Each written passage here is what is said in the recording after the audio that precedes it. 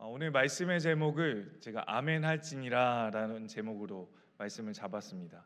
네, 이번 주는 아멘 잔치인 것 같습니다. 왜냐하면 수요일도 아멘 이유가 중요하다라고 말씀을 드렸는데 아멘 해야 할 때인 것 같습니다.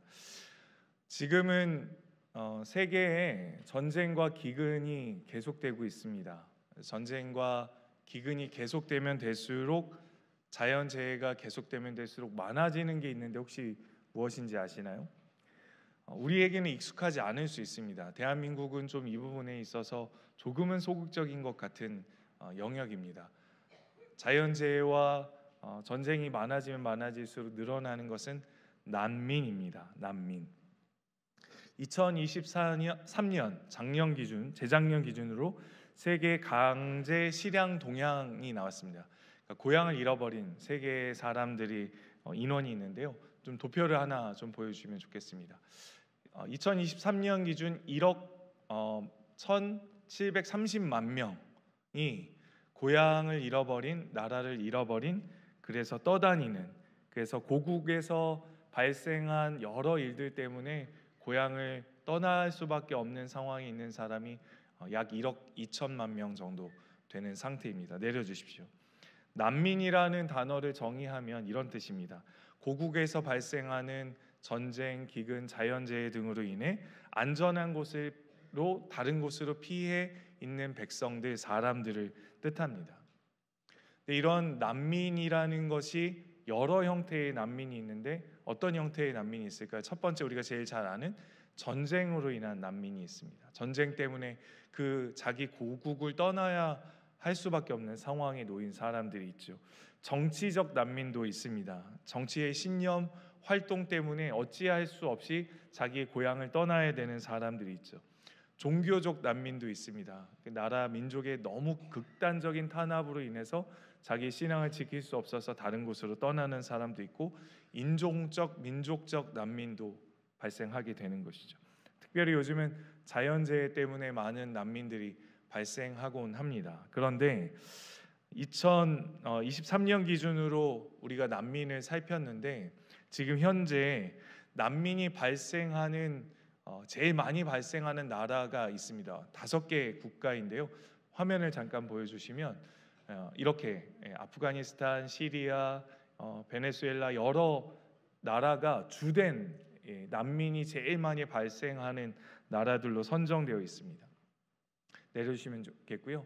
2000년 유엔에서 6월 20일을 세계 난민의 날로 정했습니다. 세계 난민의 날.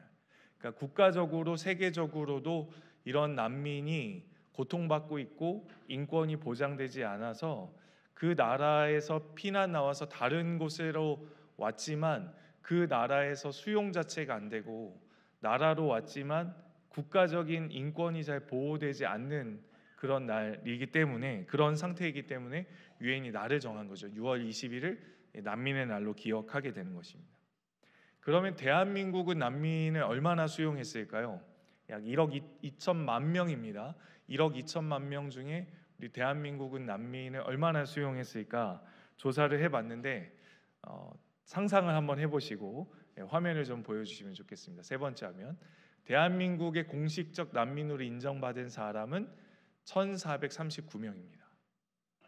1억 2천만 명 중에 우리나라의 공식적으로 인정받은 난민의 기준이 1,439명으로 나와져 있습니다. 이제 내려주십시오.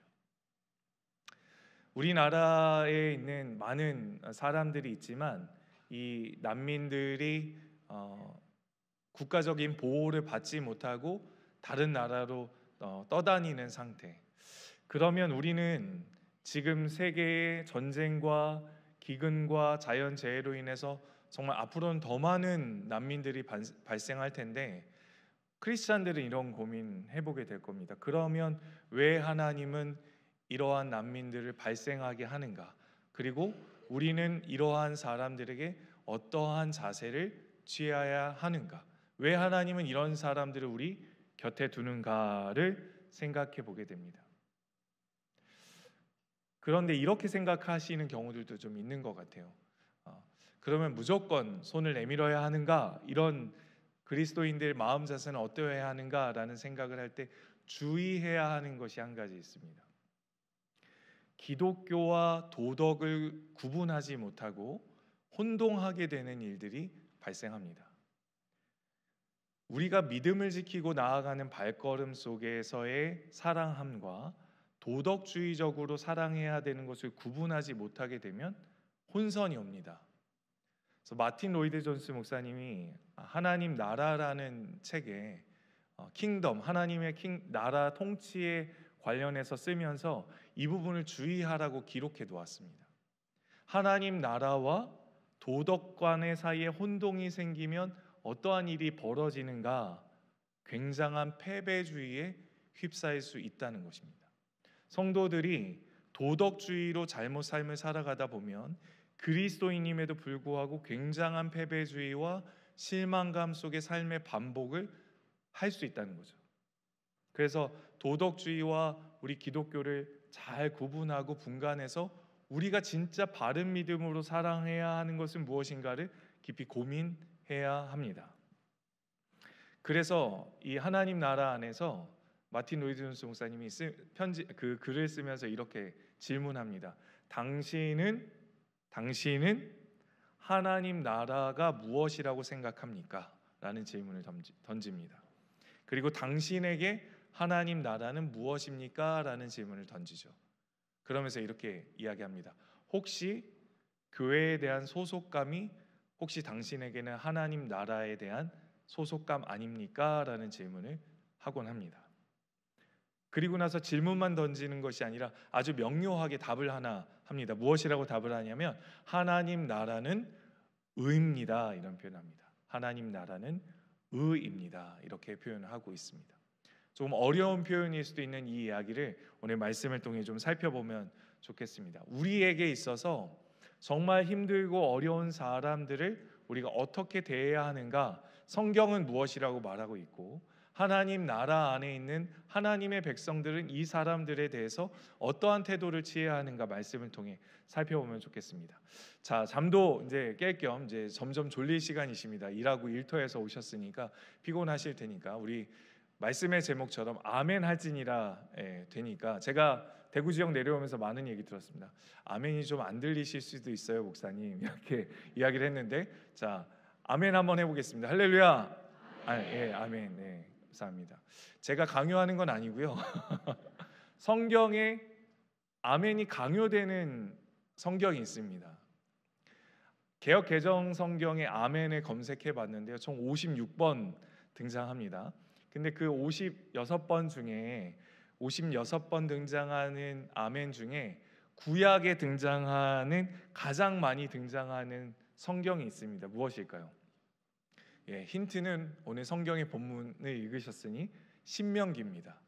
신명기에 총 12번 등장하는데 그 12번 모두가 신명기 27장 안에 등장합니다. 그러니까 신명기 27장 안에만 총 12번이 아멘이 등장하는 거니까 거의 답니다. 28번 구약에 아마 등장하는 것으로 알고 있는데 그 중에 12번. 그런데 모두가 신명기 안에서도 어디요? 27장 안에만 아멘이 등장하고 있습니다. 오늘은 특별히 문화복지국 그리고 우리 전도국을 위해서 기도할 텐데 오늘 신명기의 말씀을 살피며 우리가 어떠한 말씀을 들어야 하는지 좀 깊이 생각해 보면 좋겠습니다.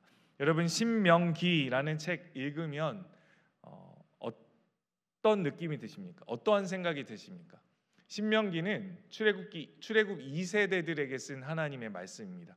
모압 평지에서 유언과 같은 그러니까 신명기를 읽으면 이런 생동감이 있으셔야 돼요. 모세가 죽을 날을 가까이 하면서도 핏대를 세워서 신명기를 읽으면 모세의 그 뜨거운 열정, 자기가 들어가지 못하지만 저 가나안 땅의 약속의 땅에 들어가면 출애굽 2세대들 너희가 지켜야 할 말씀을 핏대 세워서 자기가 살아온 전생애를 다해서 다음 세대들은 이렇게 살아야 한다라고 선언하는 유언과 같은 성경이 신명기입니다. 신명기 한자겠죠, 당연히. 신명기. 신은 무슨 신일까요? 매울 신 아닙니다. 메울 신 아니고 거듭신이 쓰였습니다. 거듭된 명령이라는 뜻이죠. 그러니까 성경을 통독하고자 신년에는 항상 성경 통독 다짐하시잖아요, 그렇죠? 그래서 어디서부터 늘 있죠? 창세기. 그래서 창세기를 읽습니다. 출애굽기 읽습니다. 근데 어디서부터 막 점점 재미가 없죠?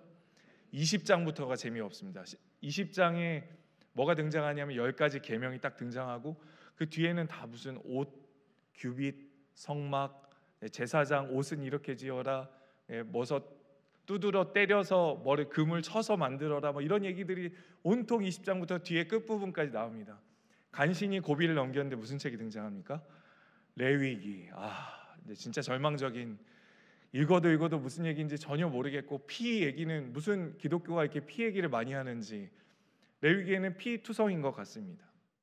그리고 나서 고비를 넘겼는데 민수기 앞에는 또 재미가 없어요. 그리고 나서 중반에 구름기둥 불기둥이 쭉 떠다니는 그 순간부터 재미가 있다가 신명기를 읽으면 뭔가 이렇게 그 코마 상태, 그러니까 혼동의 상태가 오는 것 같습니다. 왜냐하면 앞에 읽었던 내용이 뭔가 겹치긴 겹치는데 시간의 흐름이 뒤죽박죽인 것 같아요. 왜 그러냐면 신명기를 읽을 때는 아까 뭐라고 말씀드렸죠? 모세의 유언과 같다라고 말씀드렸습니다. 그러니 모세가 하나님의 심정을 닫고 출애굽 1세대들은 다 광야에서 죽었으니까 2세대들에게 자기의 온 힘을 다해 자기의 태어났을 때부터 지금 이 약속의 땅을 들어가지 못하는 이 문 앞에서 전심을 다해 출애굽 2세대들에게 유언을 하고 있는 장면. 그러니 시간 순서의 배열을 따라서 기록되지는 않았습니다. 그런데 그 말씀 중 오늘 우리가 읽은 말씀이 어디냐면 신명기 27장입니다. 혼동이 될 수밖에 없죠. 출애굽기 20장에서 10계명을 읽었는데 똑같은 내용이 신명기 5장에 등장합니다. 그러니 읽긴 읽었는데 내가 잘못 읽었나, 읽은데 또 읽었나 이런 생각이 드시는 거예요. 왜냐하면 출애굽기 20장에서 10계명을 읽었는데 출애굽기 5장에서도 10계명이 등장합니다. 왜 두 번 등장할까요? 출애굽기는 출애굽 1세대들에게, 신명기는 출애굽 2세대들에게 다시 기록하고 거듭 명령해야 했기 때문에 펜을 들어서 기록한 것이죠. 자, 그러면 오늘 우리가 읽은 신명기 27장의 내용의 배경은 어떤 내용일까요? 이런 내용입니다. 너희가 약속의 땅 가나안 땅 출애굽 2세대들 너희가 들어가면 그곳에서 해야 하는 것이 있다. 무엇이냐면 아멘, 아멘 할지니라 라고 기록되어져 있습니다. 근데 오늘 본문 읽으면서 아마 본문을 주의 깊게 읽으신 분들은 마음이 조금 불편하실 수도 있어요. 왜요? 저주하면 무엇이래나요? 아멘이 주셨어요. 이제 확 저주를 하나님이 하시고 거기에 너희가 뭐 하라고요? 아멘 할지니라 라고 기록되어져 있습니다. 배경이 이렇습니다. 약속의 땅 가나안 땅에 들어가면, 지금 모압 평지에 있는데 신명기를 받을 때는 모압 평지인데 약속의 땅 가나안 땅에 들어가면 두 산봉우리가 있답니다. 그 산의 사이에 서서 레위인들이 정 가운데 쓰고 레위인들이 율법을 외치면 거기에서 아멘 아멘 하라는 내용이 오늘 신명기 27장의 배경입니다. 사진을 통해서 좀 보겠습니다. 어떠한 위치인지. 두 산 봉우리가 있죠. 앞산과 팔공산이 아닙니다. 약속의 땅 가나안 땅에 들어가면 저 산이 있는데 저 사이가 이제 세겜입니다. 세켐이라고 하는 저 두 산인데 그 산 골짜기입니다. 근데 이 두 산 사이에 서서 레위인들이 율법을 외치는 겁니다. 그 다음 지도 이곳이 어디냐면 세겜 사이에 에발산과 그리심산입니다. 어디가 어디라고요? 에발산, 그리심산. 양쪽의 산이 이렇게 봉우리가 있는 거죠. 이 산에 그 다음 그림 보여주시면 지파들을 쭉 나열해서 세웁니다. 총 6지파, 7지파. 정 가운데는 법궤를 놓고 레위인들을, 제사장들을 놓고 선언하는 장면이 등장하는 거죠. 그러니까 제가 여기 지금 강대상 정 가운데 있으니까 이 정 가운데로 좌우를 나누겠습니다. 어디가 에발산이고 그리심산인지 말씀 안 드리겠습니다. 실족하실 수도 있을까봐. 한쪽은 저주를 외쳐야 돼요. 그러니까 어디라고 말씀드리지 않겠지만 어쨌든 반반씩 6지파, 7지파를 나눠서 요셉 지파는 므낫세 에브라임이니까 이 두 지파를 빼고 7지파를 나눠서 이제 선언하는 장면이 있습니다. 다음 장면 보시면 이곳입니다. 그리심산에선 축복을, 에발산에선 저주를 외치게 되어 있어요. 근데 아직 들어가지 않은 상태입니다. 이제 화면을 내려주시고요. 이제 저를 보시면 됩니다. 신명기 27장의 내용은 이 에발산과 그리심산에 너희 출애굽 2세대들이 들어가면 이렇게 해라라는 명령이 배경이 되는 말씀입니다. 어떠한 말씀인지 한번 읽어보면 좋겠는데 27장 11절부터 13절인데요. 천천히 읽겠습니다. 시작. 모세가 그날 백성에게 명령하이르되, 다음 절, 너희가 요단을 건넌 후에 시몬과 레위와 유다와 이사갈과 요셉과 베냐민은 백성을 축복하기 위하여 그리심산에 서고, 그 다음이요, 루벤과 갓과 아셀과 스불론과 단과 납달리는 저주하기 위하여 에발산에 서고. 어디에 서시렵니까? 다 그리심산으로 쏠렸어요 지금.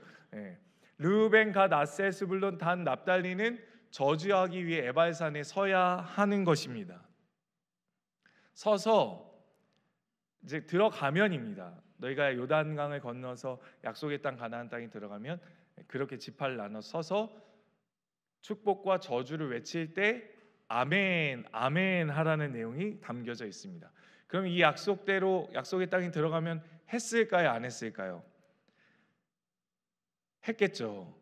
같이 한번 어떻게 했는지, 여호수아를 보면 정복한 이유니까요. 어떻게 그 정복하는 과정 속에 실제로 이 일을 이행했는지 안 했는지를 볼 수 있습니다. 여호수아 8장의 말씀 같이 읽겠습니다. 시작. 온 이스라엘과 그 장로들과 관리들과 재판장들과 본토인뿐 아니라 이방인까지 여호와의 언약궤를 맨 레위 사람 제사장들 앞에서 궤의 좌우에 서되 절반은 그리심산 앞에 절반은 에발산 앞에 섰으니, 그 다음 절이요, 그 후에 여호와의 종 모세가 축복하고 명령한 대로 함이라. 그 후에 여호수아가 율법책에 기록된 모든 것대로 축복과 저주하는 율법의 모든 말씀을 낭독하였으니, 실제로 이행했다는 뜻입니다.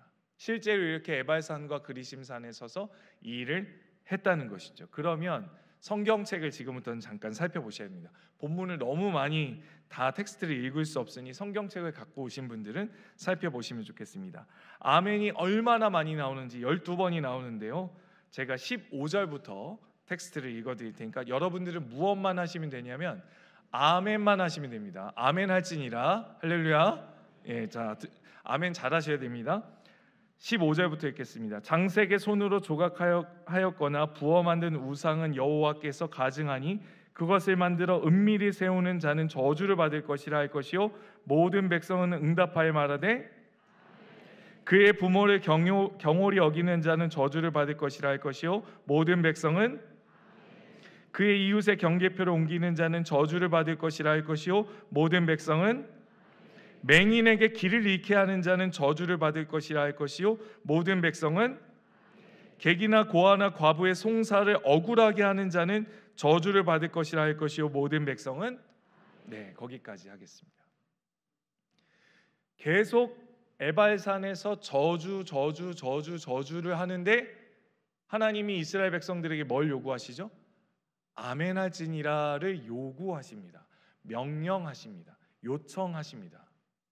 신기하죠. 우리는 앞으로 가도 뒤로 가도 다 복을 받기 원하는 우리에게, 출애굽 2세대들에게, 지금을 사는 우리에게 왜 하나님은 저주를 선언하고 하나님의 백성들에게 아멘할지니라라고 명령하시고 이게 우리에게는 강요같이 느껴지는 것은 무엇일까요? 왜 하나님은 이러한 많은 일들을 기록해 놓으면서 약속의 땅 가나안 땅에 들어가면 너희가 그곳에서 이 일들에 아멘할지니라라고 말씀하셨을까요? 오늘 말씀을 우리 마음속에 좀 깊이 새기면서 하나님 아버지의 그 중심을 헤아릴 수 있기를 소망합니다. 오늘 본문 27장 18절의 말씀을 다시 한번 읽어보면 좋겠습니다. 같이 읽어보겠습니다. 시작. 맹인에게 길을 잃게 하는 자는 저주를 받을 것이라 할 것이요, 모든 백성은 아멘할지니라. 아멘. 이 말씀은 레위기 19장의 말씀은 근거한 내용과 비슷합니다. 레위기 19장의 말씀을 제가 읽어드릴 테니까 보십시오. 너는 귀먹은 자를 저주하지 말며 맹인 앞에 장애물을 놓지 말고 내 하나님을 경외하라. 나는 여호와이니라. 아멘. 자, 공통적인 부분이 있습니다. 맹인, 우리가 신명기 27장 맹인인데 레위기 19장은 귀먹은 자와 맹인이 등장합니다. 잘 들어보십시오. 귀먹은 자에게 저주하면 귀먹은 자가 들을 수 있나요, 없나요? 없습니다. 못 듣습니다. 무슨 일을 했는지 안 했는지 알 수가 없습니다. 맹인 앞에 장애물을 놨습니다. 그러면 그 장애물을 놨는지 안 놨는지 알 수 있을까요, 없을까요? 없습니다. 예를 들어 맹인의 것을 도둑질했습니다. 조용히 소리도 나지 않게 맹인의 것을 훔쳤습니다. 맹인이 알 수 있나요, 없나요? 없습니다.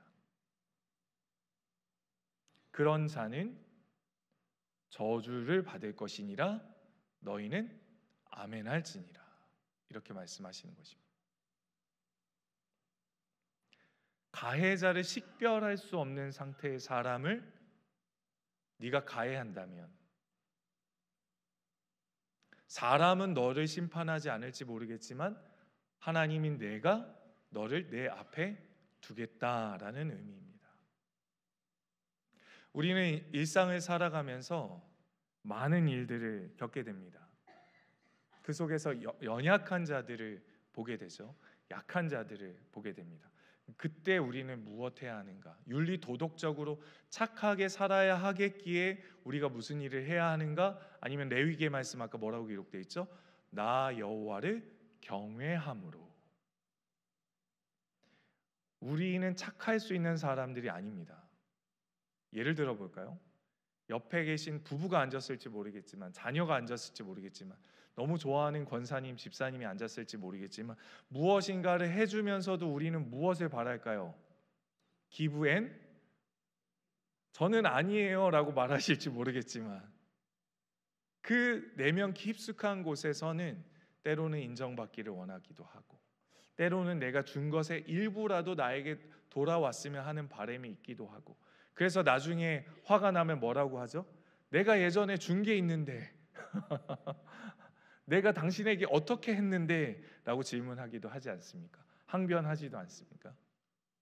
우리는 도덕적으로 착할래야 착할 수 있는 사람들이 아니죠. 그러면 우리의 행함 속에 우리가 이 약자들을 돌보는 근거는 무엇이냐면, 말씀에 근거하면 여호와를 경외함으로입니다. 다시 말해 하나님 백성이 되면 하나님을 경외함으로 하나님의 명령을 따라가는 그 삶의 즐거움과 기쁨을 우리가 누리게 되는 것이죠. 제가 SRT를 많이 탄다고 말씀드리지 않았습니까? SRT가 언제 제일 자유로운지 아십니까? 기차가 언제 제일 자유로울까요? 레일 위에 있을 때 제일 자유롭습니다. 제일 빠릅니다. 제일 신이 납니다. 하나님의 백성이 하나님 말씀 위에 서 있을 때 가장 담대함이 나오는 거 아십니까? 말씀대로 사는 삶이 성도에게는 엄청난 담대함을 가져다 줍니다. 세상 앞에서 담대하고 싶으시다면 말씀 위에 서 계시면 됩니다.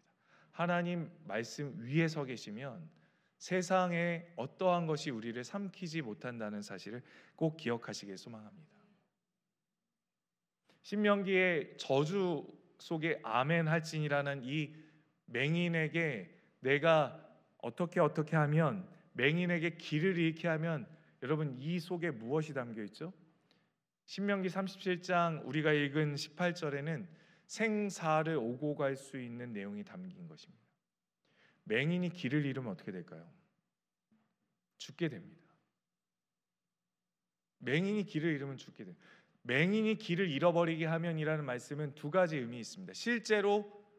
실제할 수 있는 일이기도 하지만 우리에게는 은유적으로 다가올 수 있습니다. 약한 사람에게 길을 잃어버리게 하면, 약한 사람에게 살 희망을 끊어내게 되면 저주가 임한다는 것이죠. 거기에 하나님의 백성은 아멘 할 수 있어야 한다는 것입니다. 이 말씀을 통해 깨달을 수 있는 첫 번째 진리가 무엇이냐면, 하나님 나라에서는 생명을 유지하게 해야 한다는 것이죠. 생명을 중요하게 여기시는 하나님이십니다. 다시 말해 출애굽 2세대들이 약속의 땅 가나안 땅에 들어갔습니다. 그런데 그 땅 안에 들어가서 누구를 둔다는 거죠? 너희 안에 맹인을 둔다는 것입니다. 우리 안에 연약한 자들을 둔다는 뜻입니다. 그런데 그에게 생명을 유지하지 못하게 한다면 너에게 저주가 있을지어다 라는 명령에 너희가 아멘할 수 있어야 한다는 것이죠. 우리 주변에 괜히 연약한 자가 있는 것이 아닙니다. 그들을 지켜야 하는 의무가 여호와를 경외함으로 우리에게 있다는 사실입니다. 우리에게 왜 환우를 두었을까요? 우리에게 왜 연약한 자들을 두었을까요? 경대병원을 통해서 우리가 왜 호스피스 사역도 하고 이 많은 일들을 돕는 사역을 하게 될까요? 우리 교회에 많이 돌봄이 필요하신 분들이 있습니다. 차를 태워서 카풀하시는 분도 있는 줄 압니다. 왜 연약한 자들 우리 시니어들과 함께 해야 하죠? 우리 젊은이들, 청년들 이 자리에 있는데 여러분들은 안 늙으실까요? 여러분들도 다 세월 앞에서 장사가 없는 채로 시간이 지나갑니다. 우리도 늙어갑니다. 왜 연약한 자들을 약속의 말씀 앞에 두었을까요? 그것은 약속의 땅 가나안 땅에 들어갔을 때 하나님의 나라 백성들의 삶은 달라야 한다는 거죠. 주변에 에돔, 모압, 암몬, 블레셋 그 나라 백성들은 자기 욕심, 자기 배만 위하며 그들을 터부시하고 병든 사람들, 귀신 들린 사람들 취급하는 그 약자들을 그렇게 대할 때 나의 명령에 아멘한 하나님의 백성들은 나를 경외함으로 그들에게 생명을 유지시켜주고 보호해야 될 사명을 준다는 사실입니다. 신명기 27장 19절의 말씀도 같이 한번 읽어보면 좋겠습니다. 시작. 객이나 고아나 과부의 송사를 억울하게 하는 자는 저주를 받을 것이라 할 것이요 모든 백성은 아멘. 진리입니다. 진짜 이루어질 줄 믿습니다. 진짜 저주가 임할 줄 믿습니다라고 아멘하라고 명령하시고 이대로 여호수아를 통해 약속의 땅 들어간 출애굽 2세대들은 아멘했습니다. 객이나 고아나 과부는 당시에 그 1세기 당시의 상황, 구약의 상태에는 다 남자들이 모든 재정적인 능력을 갖고 있었습니다. 따라서 객, 고아, 과부는 무엇의 상태죠? 생명을 유지할 수 없는 상태입니다. 그런데 이들을 의도적으로 억울하게 하면 이들은 살 수 있습니까? 없습니까? 살 수가 없습니다. 모든 재정의 벌이들이 남자에게 주어질 그 당시의 문화 속에서 객과 고아와 과부를 억울하게 하는 일은 생명을 끊어버리는 일들과 마찬가지라는 뜻입니다. 신체적 어려움, 경제적 어려움, 사회적 어려움을 겪는 사람들에게 너희가 억울하게 하면 너희에게는 내가 심판하겠다, 내가 너희를 내 앞에 세우겠다, 내가 저주하겠다라고 말씀하신 하나님의 명령이 우리 앞에 있다는 사실이죠. 이 말씀을 통해 두 번째 우리가 확인할 수 있는 것은요, 하나님은 무관심을 용납하지 않으신다고 말씀하시는 겁니다. 무관심. 여러분, 관심 없음도 죄입니다. 왜냐하면 우리 곁에 두었기 때문이에요. 우리에게 보게 하셨기 때문이에요. 전쟁과 기근과 자연재해가 넘쳐나고 있을 이때에 우리가 우리 배만 위하고 있다면 이 말씀 앞에 오늘 아멘 하시고 돌아가실 수 있기를 간절히 소망합니다. 복보다 더 아멘을 잘하시네요. 감사합니다. 그래서 제가 그 강아지 성도 고양이 신자라는 책을 읽었는데요. 한국교회 정말 세계의 많은 크리스찬들이요, 복에는 형광펜을 하는데 저주에는 형광펜을 안 한다고 하더라고요. 그러면 성경을 오려내셔야 합니다. 왜죠? 필요한 부분만 하나님 말씀으로 받고 필요하지 않은 부분은 다 하나님 말씀 아니니까요.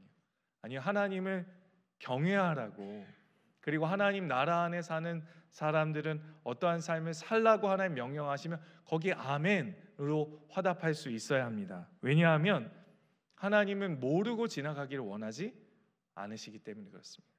생각해 보십시오. 약속의 땅, 풍요로운 땅에 들어갔습니다. 그런데 그곳에 들어갔을 때 객과 고아와 과부가 발생합니다. 그 백성들에게 그 풍요로움을 맛볼 그때에, 그 약속의 땅의 수확과 소출을 거둘 그때에 객과 고아와 과부를 곁에 두신 이유는 그들을 보호하고 그들에게 관심을 갖고 그들에게 나를 경외함으로 돌보아 하나님 살아계셔서, 하나님이 그들의 생명을 사랑하셔서 유지하기 원하시는 하나님 아버지의 마음을 보여주어야 한다는 사실입니다. 상대방의 상황과 형편을 돌볼 줄 아는 그리스도인 하나님의 백성들이 되어주기를 원하는 것이죠. 이 말씀은 신명기 27장 24절과 25절과도 같이 봐야 하는 쌍으로 묶여져 있는 말씀입니다. 신명기 27장 24절의 말씀을 같이 읽겠습니다. 시작. 그의 이웃을 암살하는 자는 저주를 받을 것이라 할 것이요 모든 백성은 아멘 할지니라. 25절이요. 무죄한 자를 죽이려고 뇌물을 받는 자는 저주를 받을 것이라 할 것이요 모든 백성은 아멘 할지니라. 무죄한 자를 죽이려고 뇌물을 받는 경우가 발생할 것이라고 아직 들어가지도 않은 모압 평지에서 약속의 땅에 들어가면 너희가 풍요롭고 잘 살고 잘 먹고 평안할 그때에 무죄한 자를 죽이려고 뇌물을 받는 경우가 너희 안에 생기게 될 텐데, 그때 하나님이 심판하겠다, 내가 저주하겠다는 말씀 앞에 너가 서라는 뜻입니다. 거기에 아멘 하라라고 하나님이 말씀하시는 것이죠. 성도 여러분, 그러면 왜 하나님은 이런 저주에 아멘 아멘 아멘 이렇게 될 줄 믿습니다, 실제 이렇게 될 줄 믿습니다, 하나님은 그렇게 하실 줄 믿습니다, 저는 그게 진실이라고 믿습니다라고 왜 선언하게 하셨을까요? 말씀드린 대로 주변에 수많은 왕을 섬기는 에돔, 모압, 암몬, 블레셋, 앞으로 있을 바벨론, 아수르, 수많은 이방의 민족들의 왕이 섰지만 그 통치자들 앞에 있는 사람들은 자기 배만 위하는 사람들이지만 하나님의 백성들은 여호와를 경외함으로 여호와의 율법, 내가 낸 율례와 법도와 계명을 사랑하는 사람들은 그의 계명을 지킨다는 사실입니다. 여러분, 그리스도인은 부자입니까? 부자가 아닙니까? 네, 갑자기 부자냐고 질문하시니까 답이 없어지셨어요. 부자의 기준이 어딘지, 월급 얼마 이상 받아야, 연소득 얼마 이상 되어야 부자인지 정확히 알 수 없습니다. 마치 언제부터 살쪘는지 기준이 없듯이 어디서부터 부자인지 잘 우리가 분간을 못하게 되는 경우가 있는데, 여러분, 그리스도인들은 다 부자입니다. 그리스도는 하나님이시고요, 성자 하나님이십니다. 그분은 만물 위에 계시고 만물을 창조하신 분이십니다. 그분을 소유하면 부자입니다. 그걸 모르시면 없어 보이는 인생을 사시게 될 것이고, 그걸 알고 있다면 세상을 다 가진 자로 삶을 살게 되실 것입니다. 세 번째 진리가 있습니다. 세 번째 진리는 그리스도인은 세상 사람들에게 항상 부자입니다. 세상 사람들에게 항상 부자입니다. 그런데 주의하셔야 합니다. 왜냐하면 이 말의 의미를 되짚어 보면 이런 뜻입니다. 그리스도인이 되었다, 나는 기독교인입니다라고 했을 때 그것 자체가 굉장한 격상의 자리로 간다는 뜻입니다.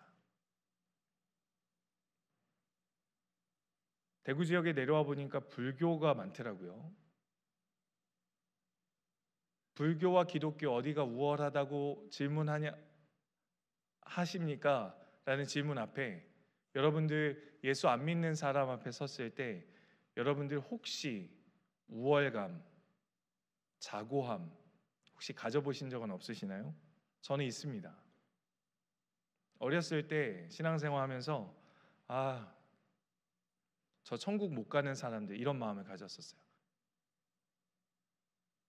믿음이 성장하지 않았을 땐 그랬습니다.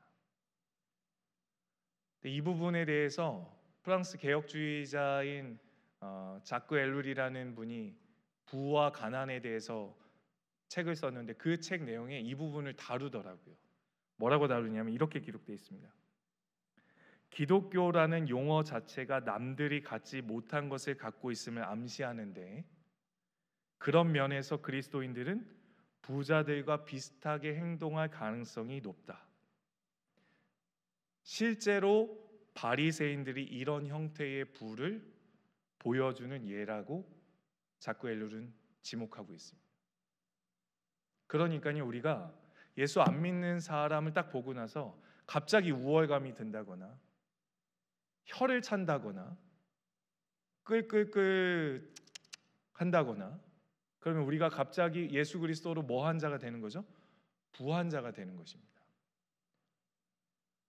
제가 목회자로 살면서 장례를 많이 치렀지만 장례식장 갔을 때도 가끔 순간순간 그럴 때가 있었습니다.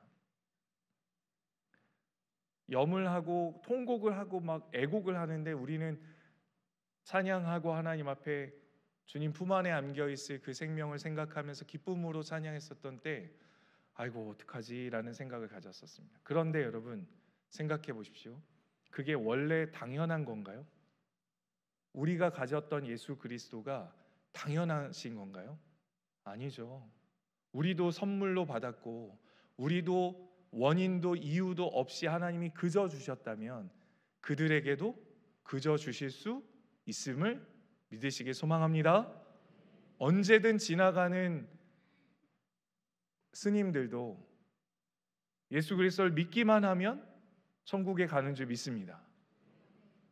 알코올 중독자라 할지라도, 우리가 손가락질하는 마약 중독자라 할지라도, 세상의 뉴스에 실릴 만한 중죄를 지은다 할지라도, 사람을 죽이는 살인마라 할지라도 예수 그리스도를 믿는 믿음이 그 안에 심겨주시면, 강권적으로 초자연적으로 역사하시면, 우리가 전하는 복음 제시하면, 우리가 길 가다가 노방전도하다가 그들에게 복음을 증거하면 그 예수 그리스도가 그의 죄를 맑게 씻기시며 양털보다도 더 희게 하시는 능력이 그 복음의 능력인 줄 믿습니다.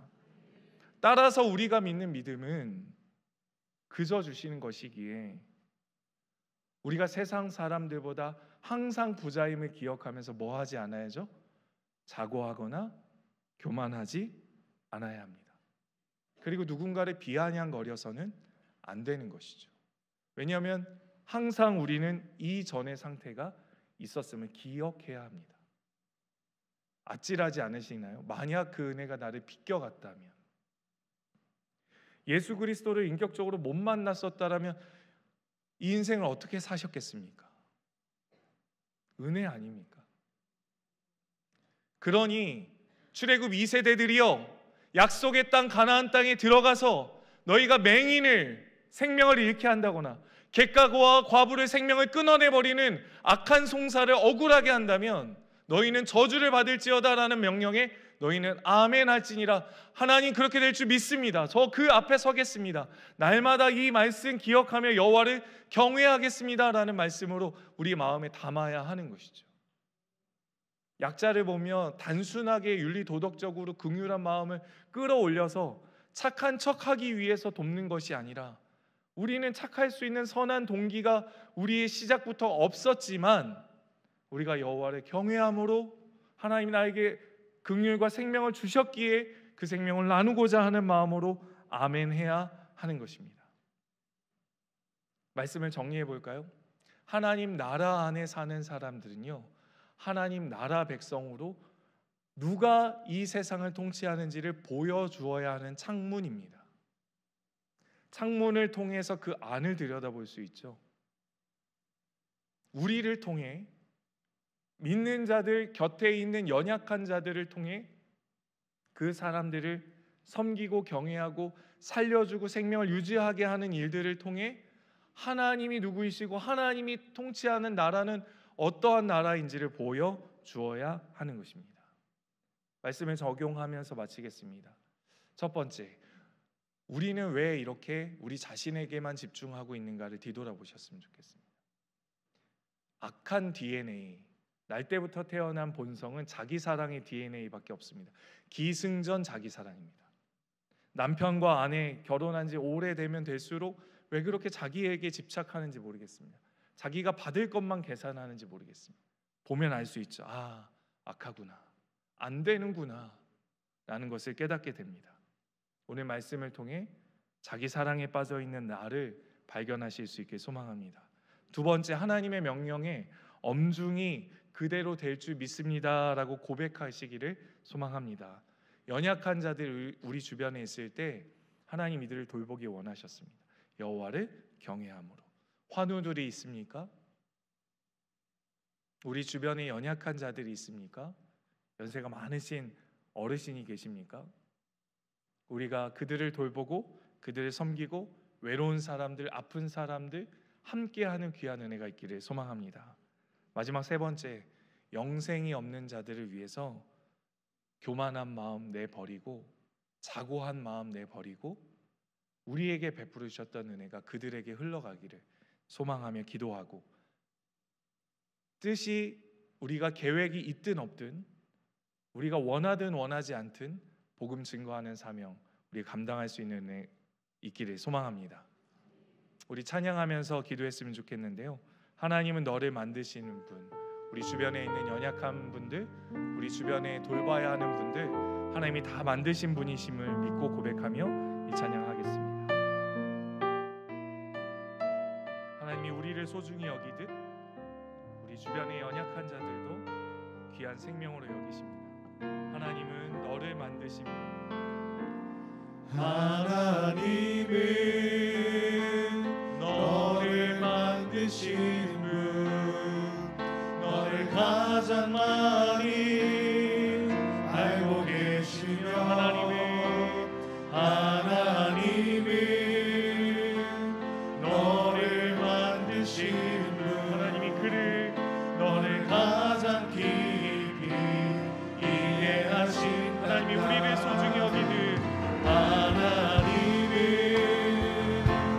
너를 지키시는 분, 너를 절대 포기하지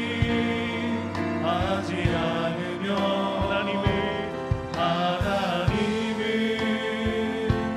너를 지키시는 분, 너를 쉬지 않고 지켜보신다. 그의 생각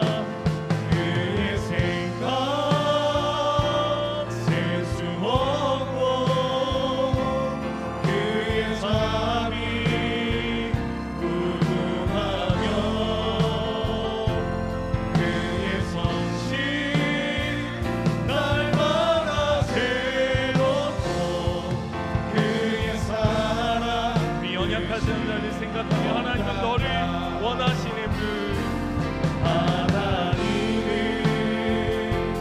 너를 원하시는 분, 그 한 생명 한 생명을 세상 그 누구보다 하나님은 너를 원하시는 그와 함께 너와 같이 있고 싶어 하신 하나님은 너를 인도하는 분, 하나님은 너를 인도하는 분, 광야에서도 복음 중에도 하나님은 너를 인도하는 분, 푸른 토장으로 인도하는 하나님의 생각을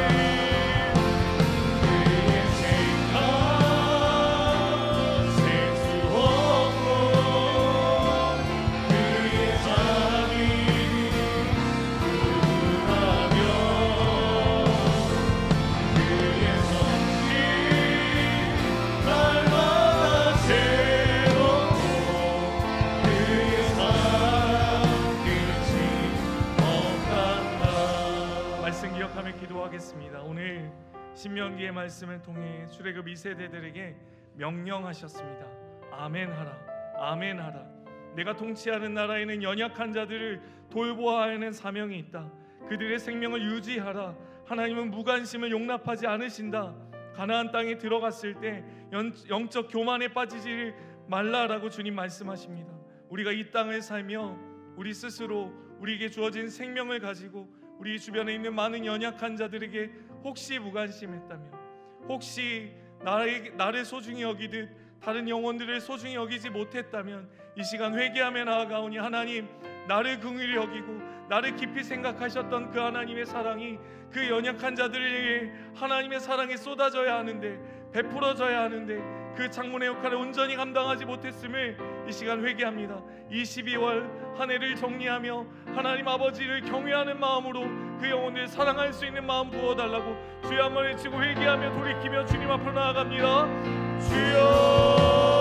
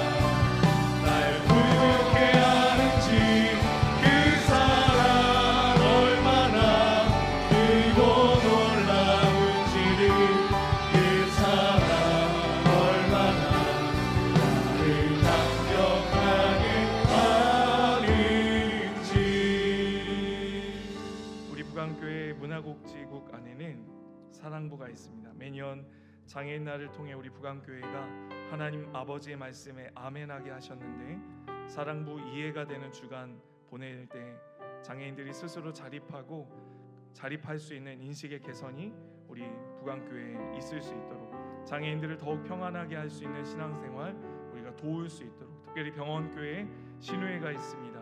의료선교의 구심점이 되어서 의료복지 선교 실천가의 사명 잘 이룰 수 있도록, 호스피스 사역, 치약 환우 의료비 지원 및 우리 환우에 있는 많은 아이들, 또 미술치료 사역들을 통해 아픈 영혼들, 돌봐야 되는 영혼들, 이 사역을 끝까지 잘 감당하게 해달라고 기도했으면 좋겠습니다.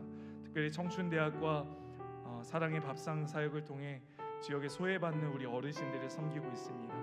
외로울 이때에 교회가 따뜻한 밥 한 그릇을 통해 하나님의 나라, 하나님 보여주고 창문이 되어서 나타날 수 있도록, 체계화된 실버 사역을 잘 준비하여 역동적인 내년의 사역이 될 수 있도록 기도하셨으면 좋겠습니다.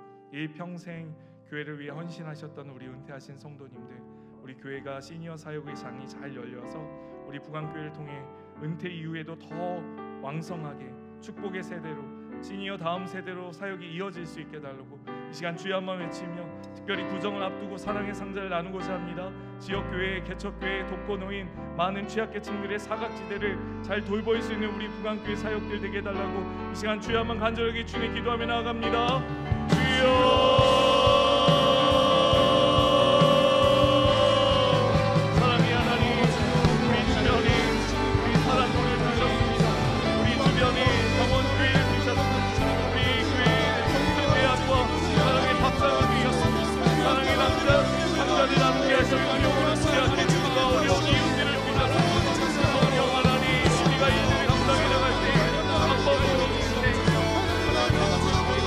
귀하고 값진 인생을 살며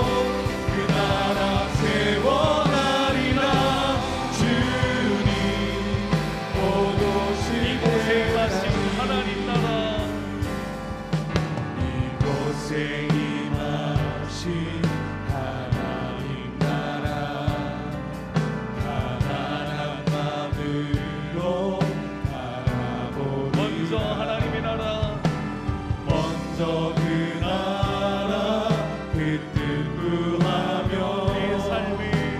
나의 삶 그리리. 주님이 맡겨주신 하나님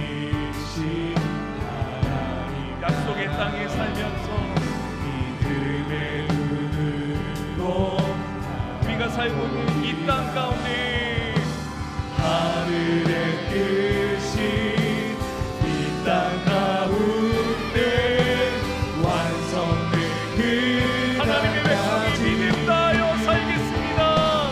믿음 다하여 그 위에 서리라. 하나님의 나라는 무너지지 않으니 믿음 다하여 그 나라 세워가리라. 마지막으로 한 번 더 운행합니다. 믿음 다하여 살겠습니다. 아멘으로 살겠습니다. 믿음 다하여 그 위에 서리라. 하나님의 나라는 하나님의 무너지지 백성으로 계속 않으니 되어질 줄 믿습니다. 믿음 다하여 그 나라 세워가리라. 주님 보고 오실 때까지. 우리 이 시간엔 전도국을 위해서 기도하겠습니다. 우리 미자리 교회 지원 사역, 오지 낙도 단기 선교 지원 사역, 노방 전도 사역, 전도 축제를 통해 경대 병원을 통해 수많은 이 사역들을 통해 하나님 잃어버린 영혼들, 생명 없는 영혼들 구원하기 원하오니 하나님 우리를 통해 하나님 나라를 세워 주시옵소서. 특별히 전도국을 통하여 8개 남전도회, 사라 여전도회를 통한 11개의 여전도회 교회를 통해 돕는 사역, 중추적인 사역을 지속할 수 있는 내년이 되게 해주셔서 이 작은 교회들을 통한 한 영혼 한 영혼이 주님 백성 되는 사역을 우리가 놓치지 않고 지속할 수 있도록 우리 배만 위하는 사람들이 아니라 우리의 섬김과 작은 마음들이 모여서 우리 지역 교회들을 섬기고 나라의 민족들을 섬겨서 그 목사님, 전도사님들이 힘을 얻어 사역하여 천하보다 귀한 한 영혼을 구원해내는 귀한 일들로 이어져 나갈 수 있게 달라고 이 시간 주여 한번 간절하게 주님께 기도하며 나아갑니다.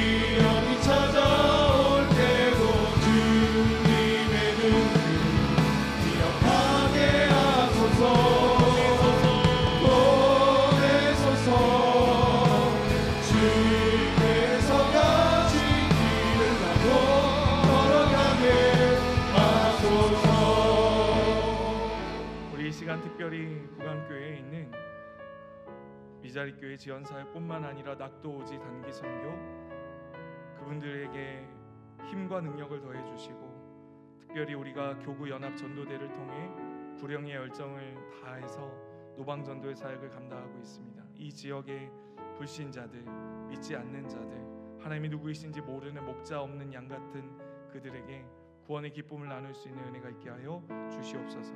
제국 병대병원을 통해서도 이 사역이 계속되게 해주시고, 하나님의 인격적으로 만나는 전화위복의 사역들이 우리 주변의 많은 잃어버린 영혼들, 예수 믿지 않는 지인들, 친척들, 이웃들, 우리의 눈에 보일 때 무관심하지 않게 해주셔서 그들에게 예수가 답이라고, 예수 그리스도가 전부라고, 그분이 있어야 살 수 있다는 증거를 우리 입술로, 우리의 삶으로 그들에게 드러내고 나타나게 해달라고 우리 이 시간 주여 한번 외치며 우리를 보내어 주옵소서 기도하며 나아갑니다. 주여,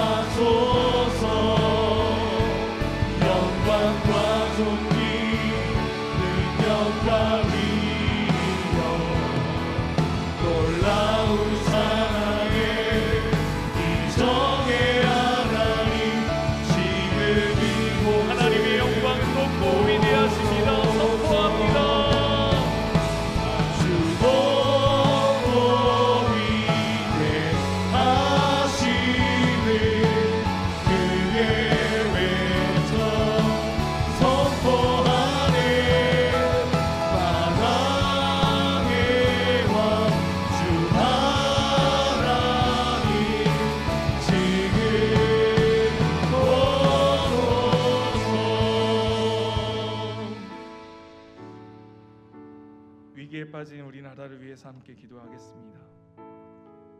나라의 흥망성쇠는 영적인 교회의 흥망성쇠가 판가름합니다. 이 나라의 민족이 위기에 빠져 있는 것은 교회가 위기에 빠져 있기 때문에 그렇습니다. 우리가 어떠한 삶을 사는지 뒤돌아보셨으면 좋겠습니다. 신명기의 말씀을 통해 살펴보고 고백하고 자백하고 통회하게 되는 것은 지극히 나만 위하는 그리스도인이 되어버린 현재를 우리는 살고 있습니다. 하나님의 돌보아라 하시는 말씀에 아멘하지 못하고 입술은 아멘할지 모르겠지만 우리의 일상이 아멘하지 못하는 삶이기에 이 나라 이 민족의 교회가 자기만 위하는 상태에 놓여 있기에 위기 가운데 빠져 있는 이 나라 이 민족, 하나님 다시 한번 교회를 먼저 살려 주시옵소서. 교회에 먼저 하나님의 영광의 광채가 비추게 하시고 하나님의 임재를 경험해서 매번의 예배 속에 살아 운동력 있는 하나님의 날성 검 앞에 하나님 설 수 있는 하나님의 백성들, 실제로 삶이 달라지고 회개하고 자복하고 통회하며 보고 듣고 말하고 행동하는 모든 것들을 낱낱이 하나님 말씀 앞에 예리한 검 앞에 찔러 쪼개봐 되어서 혼과 영과 관절과 골수가 어찌할 바 모르는 상태의 변화, 회개와 회심의 실제적 변화가 있어지는 교회의 예배 되게 해달라고, 우리가 달라져 이 나라의 민족이 다시 살아나는 역사가 있게 해달라고, 물질의 풍요로움은 있으나 영적인 자복과 회개와 통의가 없어진 이 나라 이 민족의 교회들을 다시 한번 회개케 해주시고 주님 돌이켜 여호와의 얼굴을 구하는 교회 되게 해주셔서 위기에 빠진 이 나라 이 민족 다시 한번 하나님 주님이 일으키시는 나라 되게 해달라고, 우리의 무관심, 우리의 오만, 우리의 교만, 우리의 쾌락조침이 이 나라 이 민족을 위기에 빠뜨렸으면 회개하며 하나님 긍휼히 여겨주시옵소서, 불쌍히 여겨주시옵소서, 다시 한번 나라 민족과 교회를 살려주시옵소서. 주여 한번 외치고 기도하며 나아갑니다. 주여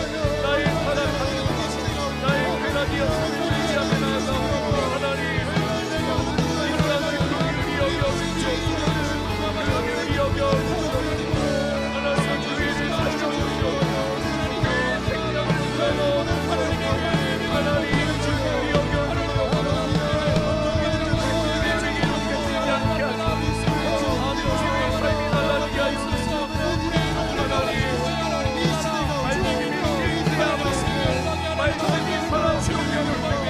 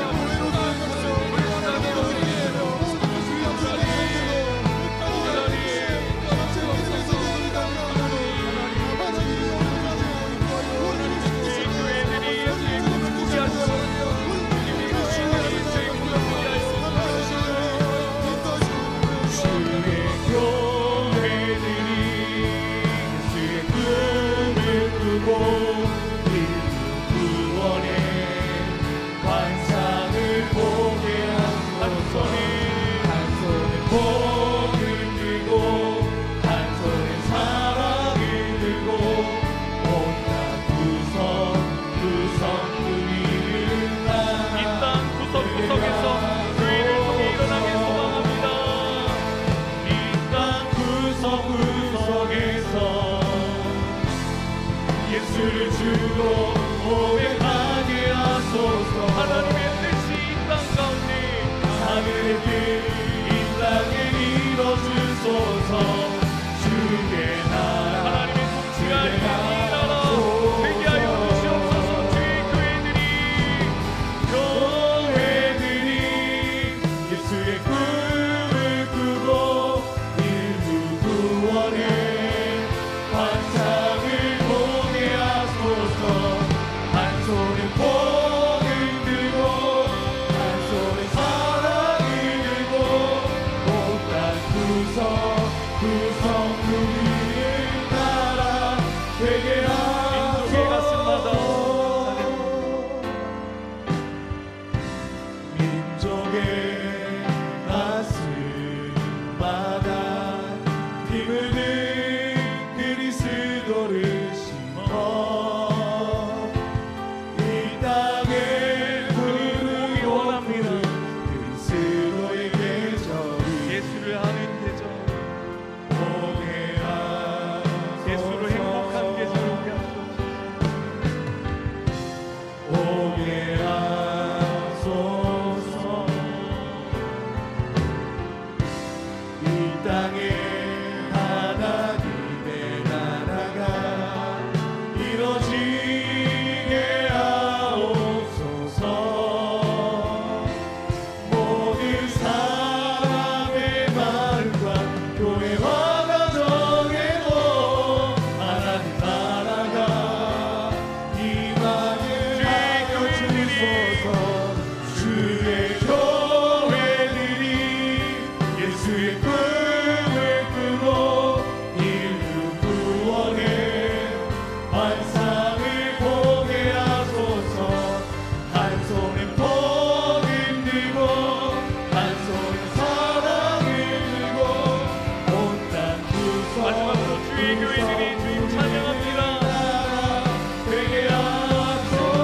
교회들이 예수의 꿈을 꾸고 인류 구원의 환상을 보게 하소서.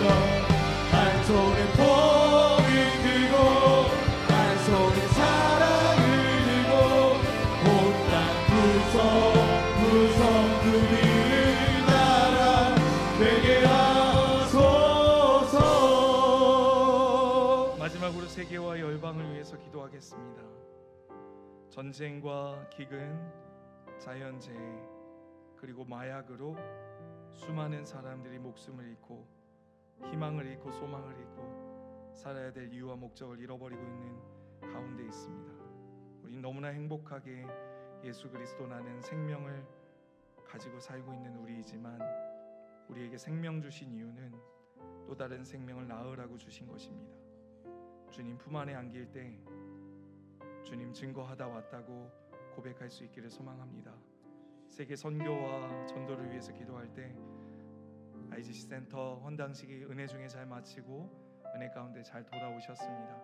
그 센터를 통하여 하나님 나라 확장이 일어나게 하여 주시고 우리가 파송한 선교사님들, 협력하는 선교사님들을 통해 오늘도 고통 중에 뜻모를 아픔 중에 있는 영혼들 살리는 놀라운 역사가 일어나게 해 주시옵소서. 이 나라의 민족의 수많은 교회들이 생명을 잃고 빛을 잃어가는 것 같지만 하나님은 일하실 줄 믿습니다. 하나님 목사님 전사님들을 통하여 꺼지지 않는 생명의 빛 증거하게 하여 주시옵소서.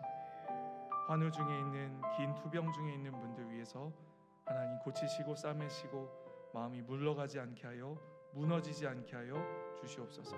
고통 중에 뜻모를 긴 시간을 보내고 있는 분들 위해서도 기도합니다. 하나님 이분들 어루만져 주셔서 여호와 하나님 만물보다 먼저 계신 하나님이 나의 하나님임을 붙잡고 끝까지 이 고난을 이겨내갈 수 있는 힘도 능력도 부어달라고 이 시간 마지막으로 주여 한번 간절히 일진해 기도하며 나아갑니다.